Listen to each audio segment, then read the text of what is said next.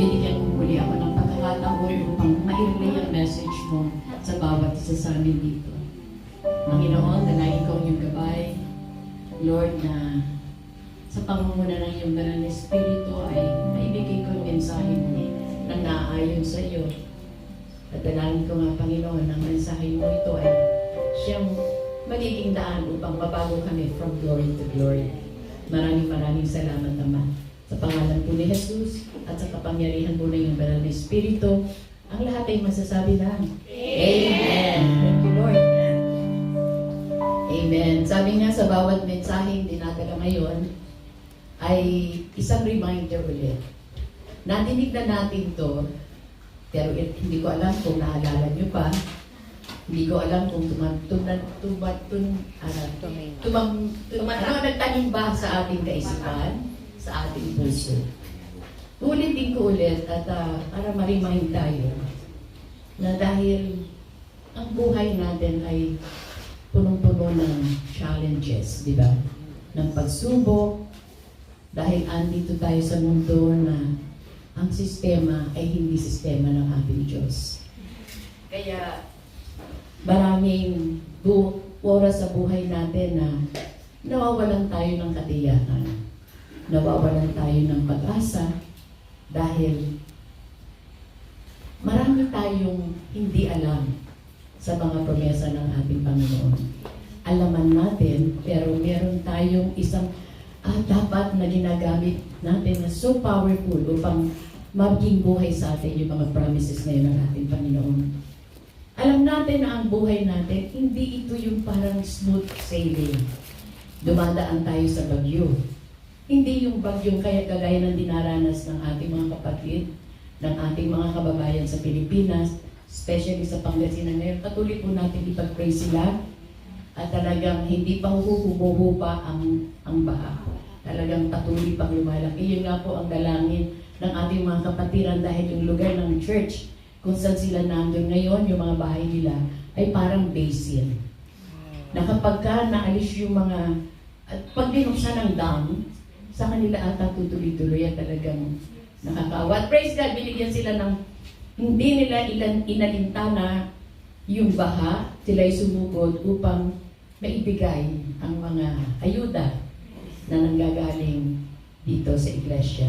Kaya praise God, hindi tayo, ito lagi kong sinasabi, hindi bigyan natin ng kumakinig. Amen.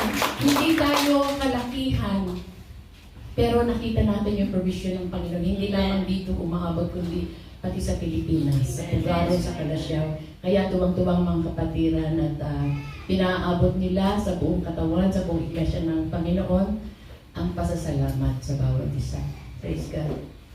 At kaya kagaya nga ng sinabi ko na ang buhay natin, hindi kagaya ng yung smooth sailing, nakakaranas tayo, nakakaharap tayo sa isang malakas na unos, di ba? Malakas na bagyo sa buhay natin.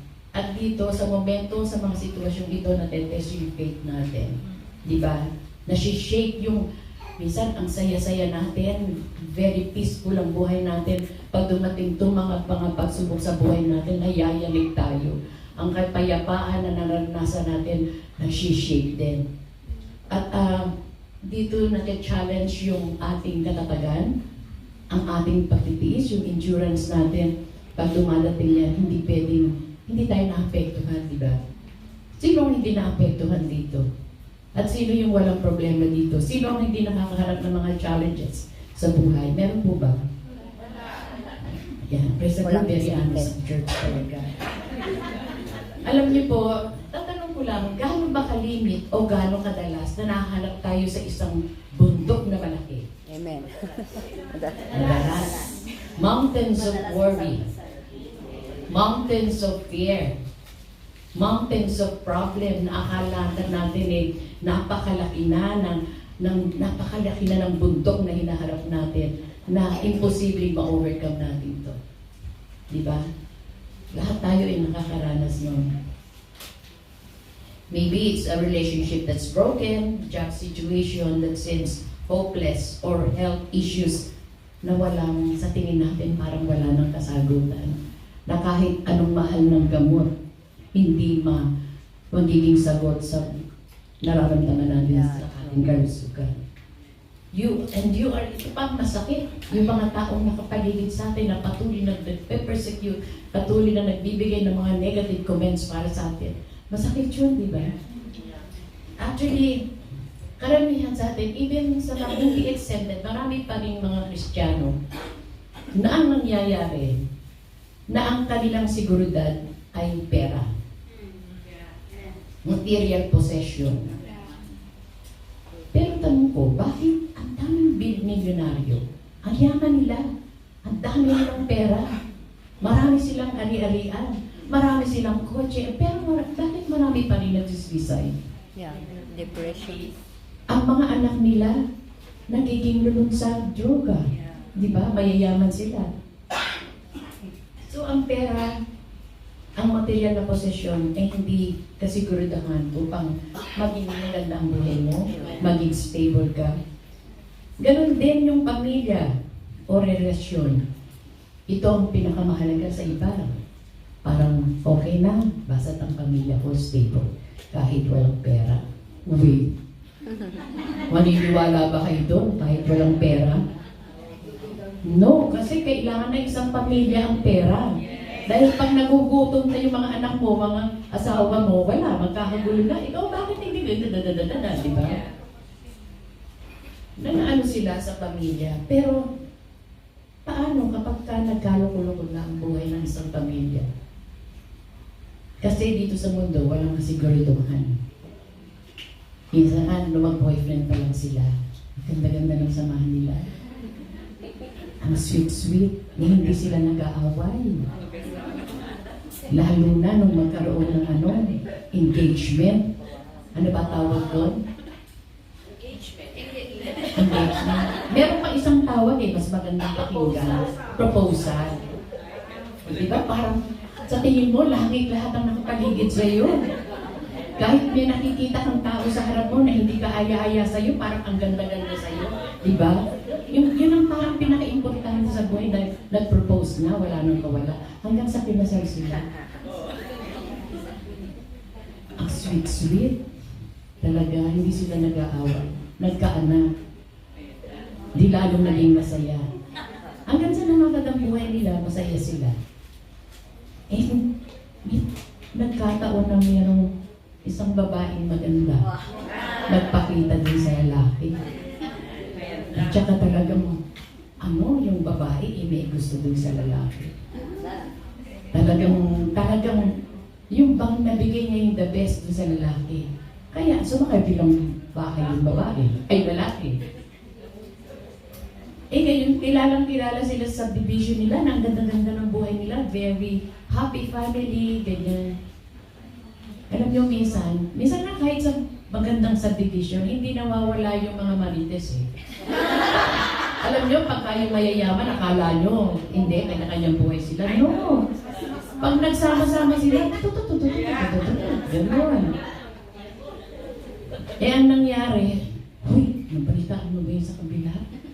Di ba, masaya-saya nilang pamilya? Kung nakita ko yung lalaki, nalaman na ata ng asawa yung lalaki ng babae. Okay, kamusta naman kaya yung asawa niya? Ayun, ang lalaki na rin. Kaya marami sa nangyayari kaya nagagawin. Paano yung mga anak? Ayun, nulong na sa drogas. Di ba, yun? Andito tayo, wala tayong katiyakan dito habang nandito tayo sa mundo. Pagka nagkaloko-loko na at wala kang Panginoon sa buhay mo, alam mo na kung saan ang tungo mo. Amen? Minsan, ang basihan natin ng sigurado ka, may peace ka, pagka marami kang accomplishments. Aprobado ka sa maraming tao. Paano na kung nagkasakit ka? Wala ka ng silbi. Minsan, ang bait-bait ng tao sa iyo dahil natutulungan ka. Nagkasakit ka, naubusan ka ng pera, nung lumalapit ka na, hindi ka nakilala. Totoo yan. Minsan, pag pumalpak ang mga projects mo, O kung marami ka nang nadidinig sa mga sa mga taong nakapaligid sa iyo. Hindi lang yan sa trabaho mo. Nag-umpisa kang clerk. Ang daming taong lumipas, doon na pumuti ang buhok mo.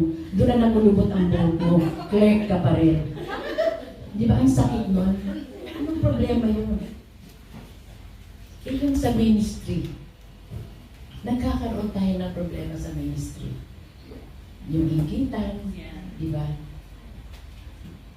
Sabi nga walang anumang bagay ang meron tayo o sino mang tao na kung minsan nakadikit ka sa politiko, wow, ang taas ng ulo mo, taas ng kilay mo.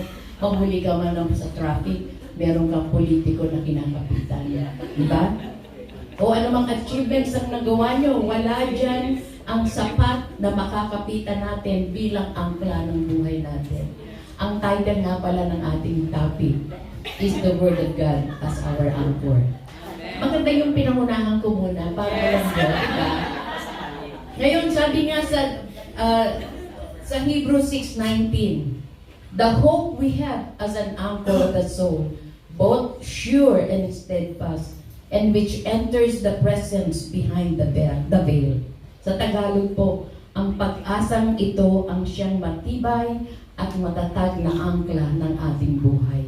At ito'y umaabot hanggang sa kabila ng tabing ng templo hanggang sa dakong kabanal-banalan. Amen. Tunay nga na bilang Kristiyano, meron tayong isang matatag. Hirap na po yung nagkakaedad, natutuyo na yung mga kaya ang hirap ng magpupilan. Kaya minsan pag nagbibilang ako ng pera, kaya oh, sarap mo, no? Nagbibilang ka ng pera. Sama mo ako, Mi. Sige, susunod. We need something more solid and steady and sure. Ano yun? And more to be precise, sino yun? Sino yung angkla natin, anchor natin na siyang talagang matibay, matatag at nakakasigurado ka? Jesus Christ. Alam nyo Alam nyo kung sino Sino? Jesus Christ. My God. Sabi nga di ba meron tayong kinakanta noon? Si Kristo ang sandigan, hindi magigiba. Sige. Si Kristo ang sandigan, hindi magigiba. Kasintahan ng kabundukan, di magigiba. Talagang si Kristo ang sandigan. Pasensya na kayo sa boses ko. Naalala ko lang yung mother-in-law ko pag kumakanta ako dahil di ba, hindi na naman tayo nadidinig ng piano ko. Hirap na makipag-usap kasi kailangan niya ng hearing aid. Talagang pag kumanta siya, talagang hindi mo alam kung saan ka pupunta. Hindi mo alam kung anong melody. Di ba totoo naman? Minsan, Subok. Ay, hindi ba? Kailangan lang ni mama ngayon. Minsan pag nagkakatuwaan sa bahay, nagkakaraoke kayo, lagi siyang 100. Paano pa yung mga pamangkin ko na magagaling kumanta? Hindi, tinutula na lang. Kaya 100 siya lagi. Sabi nga si Kristo ang sandigan, di magigiba. Kasing tatag ng kabundukan, di magigiba. Alam nyo, maraming iba-ibang klaseng anchors. Angkla. Kagaya ng mga barko, Yes. diba? Di ba pagka dumaong na sila o mga bangka, tinatali nila yun, meron silang akong angklang kinakabitan para hindi maanod ng kung may dumating ng Pero hindi. Yan yung mga angkla na hindi pangmatagalan. Na dumating man, tingnan nyo, nung nag-tsunami, asan yung mga barko na yun? Asan yung mga bangka na nakikita nyo, lumulutang-lutang na lang, di ba? Dahil yun ay gawa ng tao, di ba?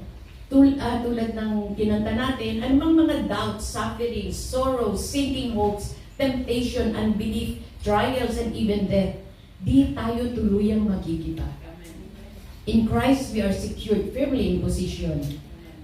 Yun ang ibig sabihin ng siya yung ating ballast of assurance. Medyo malalim to, no? Ballast of assurance. Ano ba yung ballast of assurance? Di ba mahirap naman na nag-share ka na hindi mo rin naiintindihan yung sinishare mo. Ang nakita ko dito, yung nagbibigay ng katatagan sa bawat isa sa atin, sa ating pananampalataya. May stability, may security ang buhay natin dahil kay Kristo. Alam natin yun dahil sagot yung nga kanina, Kristo. Matibay at matatag na angkla ng ating buhay. Sure yun. Okay yun. Wala tayong alinlangan dun. Dahil siya matibay, reliable, trustworthy, maasahan, hindi lang sa simula kundi hanggang dulo. Pero, meron tayong kailangan upang ma-experience natin yun, magamit natin yung angkla. Ang magamit natin yung binigay ng Panginoon. Ano ba ang kulang doon? Kaya hindi, kasi kahit alam na natin, na-experience pa rin natin yung gulo ng buhay, na hindi tayo makapalya, na yung faith natin nasisira, yung, di ba? Ano yung kulang sa atin? Yan, galing ni Sister Tess. Faith. Lahat po ba tayo may faith? Amen. Sigurado kayo. Sabi nga po sa Matthew 17:20, if you have faith as small as a mustard seed, you can say to this mountain, move. Move from here to there, and it will move, and nothing will be impossible for you. At sa Tagalog po, at sinabi niya sa kanila, sapagkat kulang kayo ng inyong pananampalataya, katotohanang sinasabi ko sa inyo, kung kayo'y may pananampalataya na kasing laki ng isang butil ng mustasa, masasabi niyo sa bundok na ito, lumipat kayo, at ito'y lilipat, at walang magiging imposible sa iyo. God knows the battles you face, and He will fight them for you. Actually, hindi natin kailangan ng kalakasan natin eh. Just the faith to stay still and trust. Amen. Sabi nga ni Lord sa Exodus 14:14, the Lord will fight for you. You need only to be still. Yeah. Amen? Nakukuha niyo ba yung message? Amen. Praise the Lord. Sabi ni Lord, Jesus gives us a simple but powerful na bagay ko nga kanina in Matthew 17:20. Sabi niya, that even a tiny bit of faith, like a mustard seed. Pero, maliit man to, kailangan naman, it is real, it is pure, it is genuine, relying on Christ, at walang anumang bahid ng doubt. It will move mountain. It will produce fruit. Diba? What Jesus is telling us is that not about the size of our faith, but the power of the one in whom we place our faith. Amen. Amen. May pananampalataya ka nga, pero sa iba mo naman nilalagay ang pananampalataya mo. Kaya si Lord sabi niya, even as bit of faith like a mustard seed, as long as it's pure,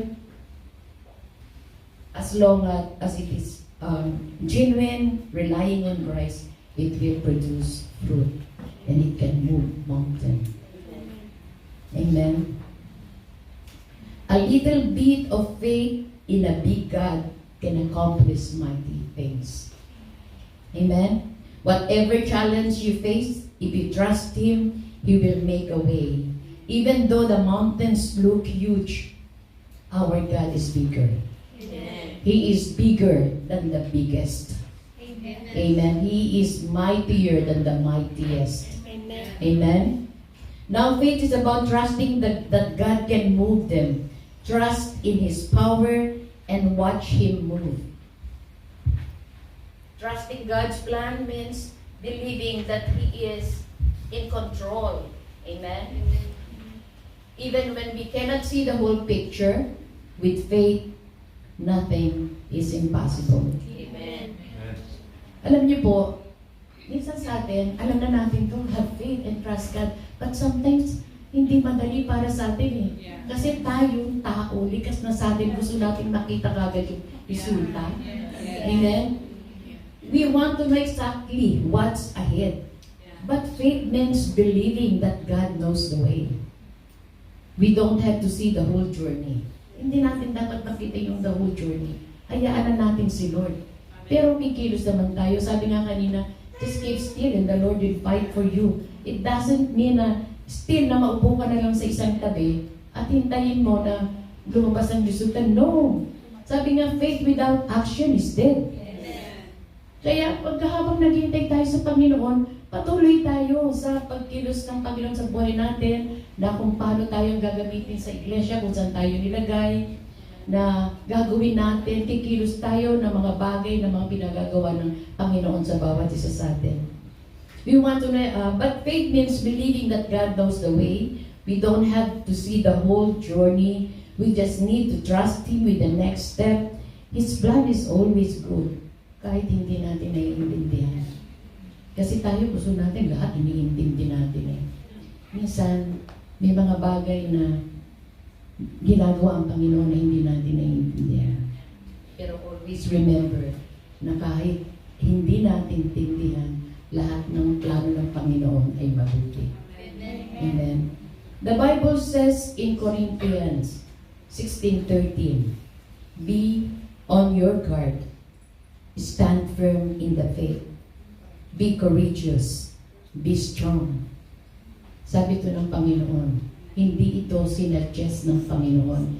This is a command from God. Amen.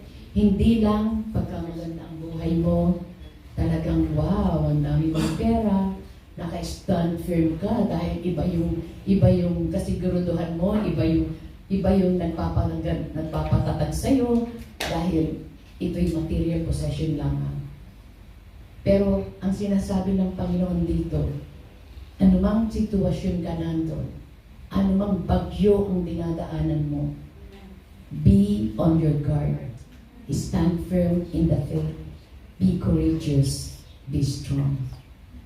Amen. Always remember, this is not a suggestion from God, but this is a command from God. Amen. Amen. It's not, it means no matter what, lagi kaya nung sinabi ko, no matter what's coming against you, you don't back down. Huwag kang aatras. You rise up in faith knowing who your God is. There may be storms around you, sabi ko nga kanina, even ngayon, siguro may mga kapatiran tayo na dumadaan sa pagsubok, dumadaan sa bagyo na akala mo wala nang solusyon, akala mo hindi mo na malalampasan. Pero sabi nga be on your guard, stand firm in the faith, be courageous, be strong. At lagi nating isipin, this is something powerful na God is still in control. Amen. Hindi kanya pababayaan, hindi kanya iiwanan. You're not standing on shaky ground, but you are standing on the solid rock of faith. Amen. At pag nakita ka ng kalaban na ikaw ay nag-move,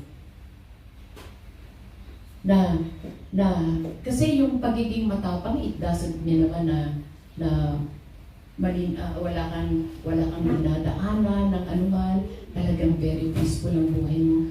Matapang ka dahil in spite of those problems na dinadaanan mo, nakakapag-press forward ka. Because alam mo kung sino ang Diyos mo. Amen. That's what true faith looks like. That's what inner strength is made of, and that's what God has already placed within you. Hayaan natin yung mga trials na dumadating sa buhay natin ay ma-refine tayo, mahubog tayo na naaayon sa buhay ng Panginoon. Amen.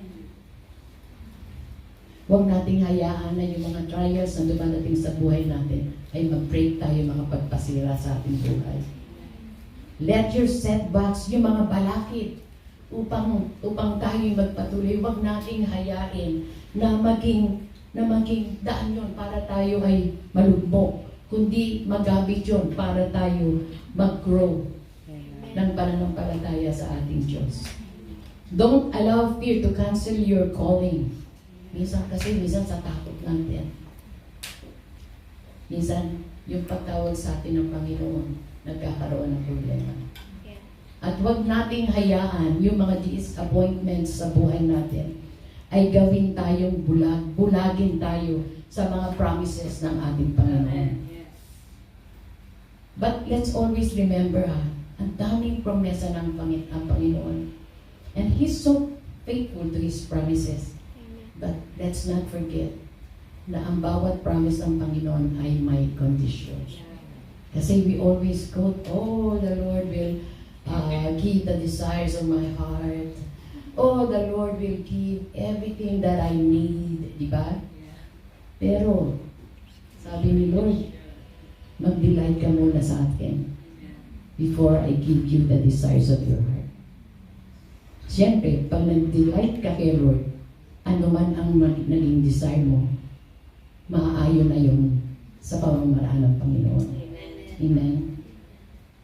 Pag inuna mo ang kaharian ng Panginoon, inuna mo ang kanyang katwiran, ano man ang pangangailangan mo na naaayon sa Diyos, ay ito'y pagkakaloob niya. Amen.